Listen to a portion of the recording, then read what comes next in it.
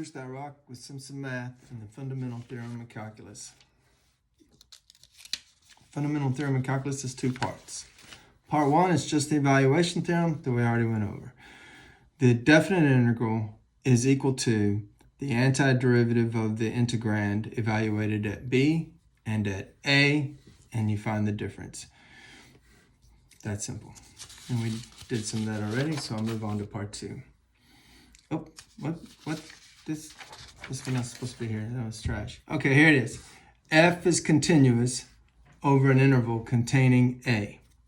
And g of x is equal to the integral of f of t with respect to t over the interval a to x. So notice x is a how far out we go from a. So this is an expanding area function. So we've got some function f of t, and it starts at a. It's a continuous function, but we're starting to compute the area at a. And whatever the function is doing, if we stop, we could stop here, whatever this x value is, and we get an area. Or we could let the function continue to do its thing and stop over here at x, and we get a different area. So the outputs of g depend on how far out you go and how much area you compute under this function. Okay, when you have this situation, these are the hypotheses of part two of the fundamental theorem of calculus. Here's the conclusion right here. When you have this situation, the derivative of this expanding area function, the derivative of this g function, is simply put x into the integrand. That easy. You just put x into the integrand. So let's do an example. Okay, so what is g prime if g is the integral from 1 to the variable x of cosine of t dt? Well, in a cosine function, we know what that looks like. Let's see, cosine starts at 0. It's up here, but we're starting somewhere, after that. Oh, here's 1. At pi halves, it's 0. So it's looking something like this. And so forth. And maybe we stop at x. Well, then we'd get the net area shaded there.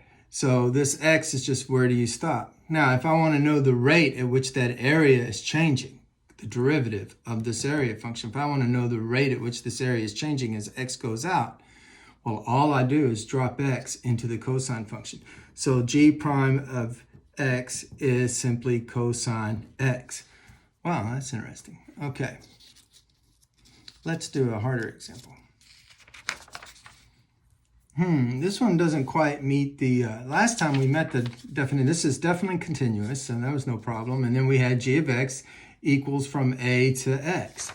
Well, this is continuous, no problem. I mean, at 0, e to the t is 1. And this is the t-axis, and it goes up like so. But the deal is we don't have an x up here. What? Huh? That's okay. What we're going to do is a little chain, a little chain rule. So I'm going to say this is unfortunate that I have g here because, with chain rule, there's an f and there's a g. But I'm going to say my f of x is, maybe I should have called this capital G to make this better. Okay, is just this guy here. Well, how do I get the derivative of that guy? Oh, that's easy. You just use the part two of the fundamental theorem of calculus. You put an x there, and you just get e to the x. Magic. Okay, that's great. But I need f prime evaluated at the inside function. Well, what is the inside function? How can I make this look like that? Oh, I could evaluate it at x squared. In other words, if I put x squared right there, then suddenly I have that function. So this function, this derivative evaluated at g, is e to the x squared. Now, the way to finish the chain rule is you have to go this times the derivative of g. So we got to get the derivative of g here. Well, that's just 2x. And so the derivative, that was supposed to be capital G, the derivative of this function